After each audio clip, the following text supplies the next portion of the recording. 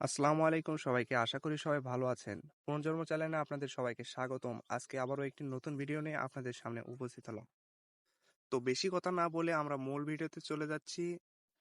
আমাদের গ্রামের পাশ দিয়ে বয়ে গেছে নাগর নদী। তো আজকে আমি চেষ্টা করব আপনাদের সামনে এই নদীর কিছু দৃশ্য তুলে ধরার।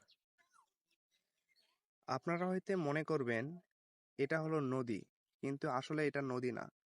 এটা কিছু অসাধু ব্যবসায়ীদের মাটি এবং বালুর ব্যবসার কারণে এখান থেকে মাটি এবং বালু উত্তোলন করে। সেই কারণে এই জায়গাটিতে দহ সৃষ্টি হয়েছে। আসলে বর্ষা মৌসুম ছাড়া এই দহর কারণে নদীতে পানি থাকে না। মূলত এই জায়গাটি হলো নদী, আর এই পাশে হলো দহ।